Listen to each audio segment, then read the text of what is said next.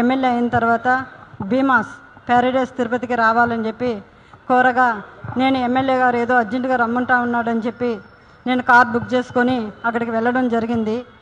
Room number 109 July 6వ తారీఖు రోజు నేను అక్కడికి వెళ్ళడం జరిగింది. అక్కడ ఎవరూ లేదు, ప్రశాంతంగా ఉండింది. ఎమ్మెల్యే గారు మాత్రమే రూమ్లో ఉన్నారు. నేను వెంటనే రూమ్లోకి వెళ్ళడం నా పైన బలాత్కారానికి పాల్పడిన తర్వాత నేను అతనికి లొంగిపోవడం జరిగింది. జరిగిన తర్వాత ఈ విషయం ఎక్కడైనా బయట చెప్పావంటే నేను చంపేస్తాను, నీ కుటుంబాన్ని చంపేస్తాను అని చెప్పి బెదిరించడం జరిగింది. అందువల్ల నేను ఎవరికి చెప్పుకోకుండా నేను సైలెంట్గా ఉండిపోయాను. మళ్ళీ ఇంకొకసారి ఫోన్ చేసి నువ్వు కానీ రాలేదంటే నేను మళ్ళీ నీ కుటుంబాన్ని, నీ భర్తని చంపేస్తానని చెప్పి నన్ను బెదిరించడం జరిగింది. బెదిరించడం ద్వారా నేను మళ్ళీ అక్కడికి భీమాస్ ప్యారడైస్కి వెళ్ళడం జరిగింది. వెళ్ళిన తర్వాత నేను పూర్తిగా ఆయన్ని అవాయిడ్ చేస్తూ వచ్చాను. నేను అవాయిడ్ చేశానని తెలుసుకున్న అతను నాకు పదే సైకోలాగా నిమిషానికి ఒకసారి ఫోన్ చేయడం జరిగింది.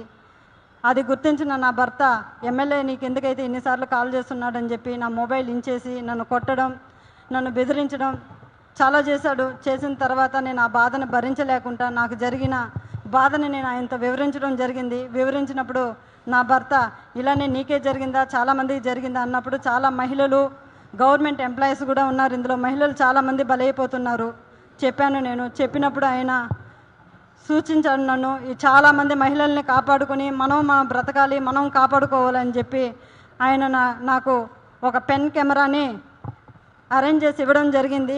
జరిగిన తర్వాత ఆగస్టు 10వ తారీఖు భీమాస్ ప్యారడైస్కు 1:30 వెళ్ళడం జరిగింది.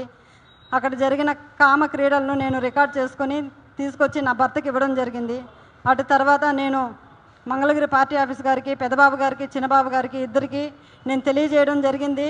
వాళ్ళ ద్వారా మాకు పిలుపు వస్తుందని ఇన్ని రోజులు వెయిట్ చేశాము.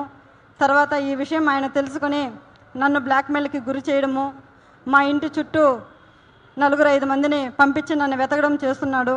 నాకు ప్రాణహాని ఉంది, ప్రాణ భయంతో నేను ఇక్కడికి రావడం జరిగింది. అంతేకాకుండా ఇలాంటి చీడ పురుగులు తెలుగుదేశం పార్టీలో ఉన్న రోజులు తెలుగుదేశం పార్టీకి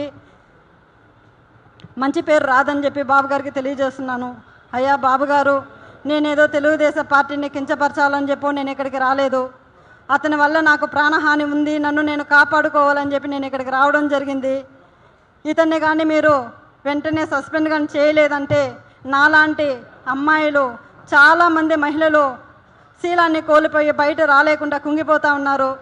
మీరు అది గుర్తించి అతన్ని వెంటనే సస్పెండ్ చేయాలని నేను మీకు కోరుకుంటున్నాను.